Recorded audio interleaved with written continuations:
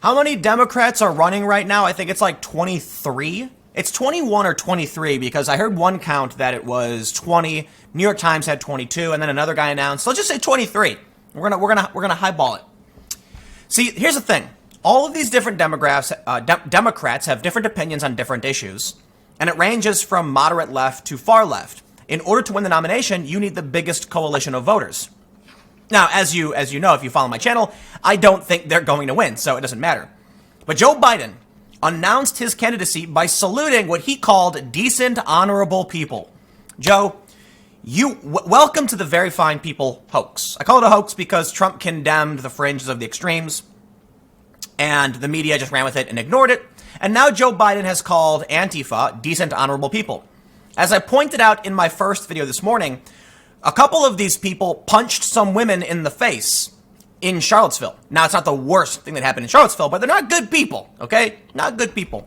Well, the funny thing is, Joe Biden, this is from capitalsearch.org, Capital Research, Joe Biden salutes radical campus group in campaign announcement. Well, they reject you, Joe Biden. They don't like you. And the more Joe tries to pander them, the worse it's going to get. Because I'll tell you what, pandering to the far left does not work. Apologizing doesn't work. Pandering doesn't work. Let me just point this out. They don't like him. They're likening Joe Biden to the bad people in Charlottesville. I kid you not. We also have this. It's going to be guerrilla war. The Sanders left opens fire on Biden. Biden is an existential threat to your candidate, says one progressive activist. So you have to F him up.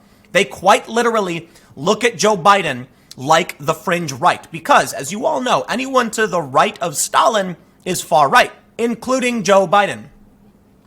So Ashley Ray Goldenberg writes, Joe Biden's official 2020 presidential campaign announcement video features a radical University of Virginia group that calls civility tyranny and claims cops and Klan go hand in hand, a very common far-left chant. The group responded to Biden, including its sign in the campaign ad, by claiming he is no better than the white bad people who terrorized Charlottesville. Biden's advertisement was largely centered around the Charlottesville protests. After describing the Klansmen and white bad people as neo-bad people at the rally, Biden said, they were met by a courageous group of Americans while showing a banner reading VA students act against white, you get it. The banner appears to belong to a group of called UVA Students United, otherwise known as UVA Students United. On the group's Facebook page, they made their banner image, the photo, we get it. The group also made another post featuring the same image and has used it when advertising events. On its Twitter page, they yada, yada, yada. They list their core principles. I'm not super concerned with that. But what I want to get to is this, because apparently the point here, why we're doing this video, is it all backfires. It always does. If you apologize, you're pleading guilty. They won't let it go, okay? Sargon of Akkad did a sit down with a woman. He apologized to her personally for offending her. She wouldn't let it go. He asked her, if I apologize and you accept my apology, does that mean we can let it go and move on? And she didn't want to do it. I think she may have eventually done it, but that's the point. Apologizing does nothing. She says, reference to their principles, according to UVA Students United's About page on its website, the Twitter account for UVA Students United is the account for UVA Student Power. The group responded to Biden using their sign in his campaign announcement by writing, F Joe Biden. There you go, Joe. This should be a lesson to all moderates on the left. You can't apologize. You can't placate. Nothing you say will ever be enough. And, and I guess it's unfortunate because the tribe wants to try and unite itself around these extremists instead of excising them. They need to be ridiculed, pushed out, and ignored. Instead, they pander, they placate. Joe Biden says, we got to blah, blah, blah, white man's culture. Oh, and he's groping women and blaming on white man's culture. They say he's no better than the people who were terrorizing Charlottesville. They say he has blood on his hands. We stand with the millions of people affected by his racist and imperialist policies. We are disgusted by his misuse of a traumatic weekend and our anti-fascist demonstrations as the springboard for his campaign. Congratulations, Joe. You are reviled by the people you're claiming to represent. Do you think you're going to win? Many people have speculated that the front runner tends to lose because Joe Biden's going to expend all his energy, but it's something that I refer to as the blue shell phenomenon. or blue shelling. You ever play Mario Kart? When you're in the back and you get an item box, you get the blue shell. The blue shell tracks down whoever's in first place and blows him up. Joe Biden's a front runner, which means everyone is focused on taking him out. Kamala Harris, Pete Buttigieg, they're polling around the same. Do they care about each other? No, they care about pulling ahead, and Joe Biden is in their way. So that means Joe Biden's going to get all the flack. He's going to get it from every Democratic candidate, and he's going to get it from the people he's claiming to represent, the people he calls decent human beings. You call that decent? Sorry. UVA Students United did not respond to the Capitol Research Center's multiple requests for comment at the time of this publication. Well, it's not just the fringe extremists. It's also the still far left Bernie Sanders types. And I'll say this too, because a lot of people don't know this. Bernie Sanders does support a ton of what I would call socialized policy, but he's actually not as far left as a lot of people probably assume. He's a social democrat. He calls himself a socialist. He's not really. He wants heavy welfare policies, but a capitalist system. And some socialists have actually referred to him as a right-wing nationalist because he's about defending borders.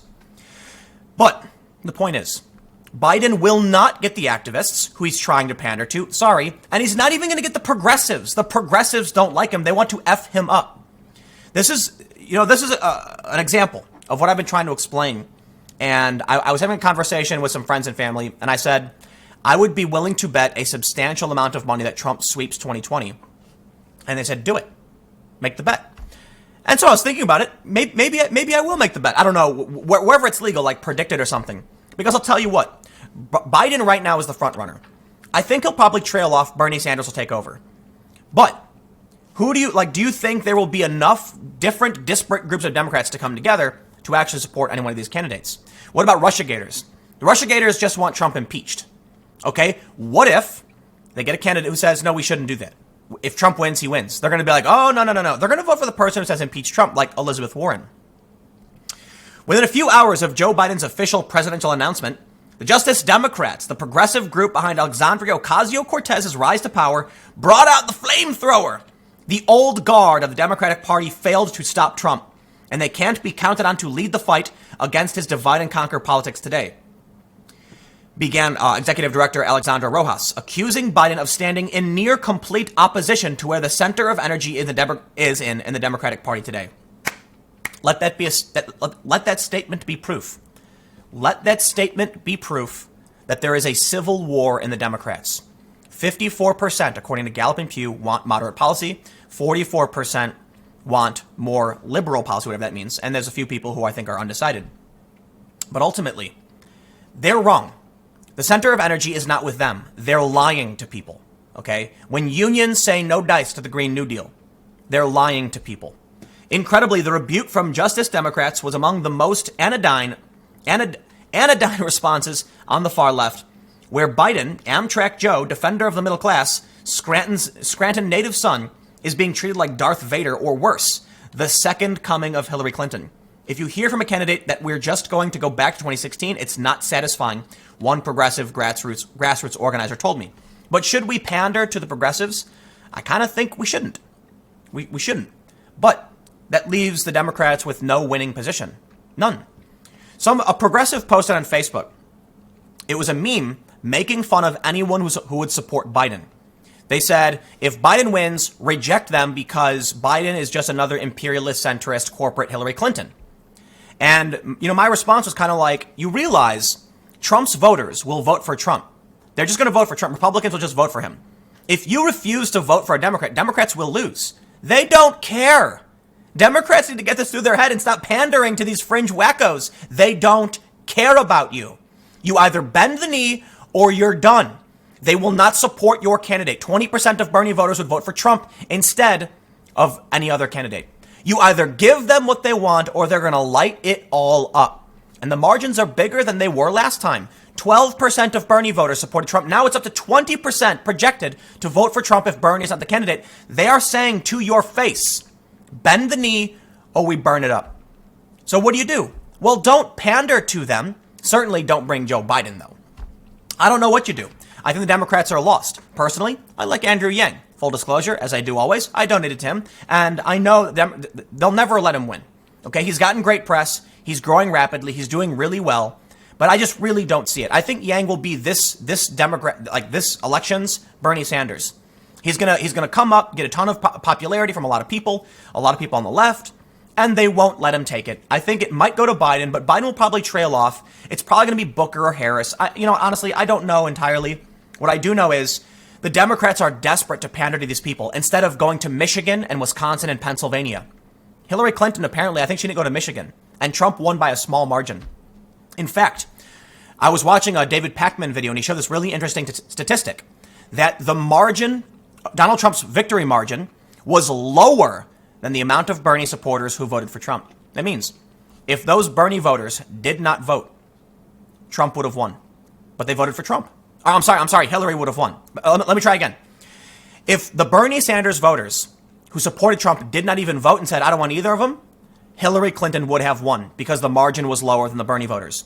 If those Bernie voters voted for Hillary or anyone else, Hillary would have won. So you know what? They're looking at that and they're probably going, oh, we better pander to these people, but they don't care. They don't care. You can't pander to them. It's their way or the highway. The Democrats are done. Whatever. Biden, you played a stupid hand, and now the far left is railing on you. They don't care about you. They don't like you. They will never like you. Stop trying to act like you like them, because you don't. I got more videos coming up in a few minutes. I will see you shortly.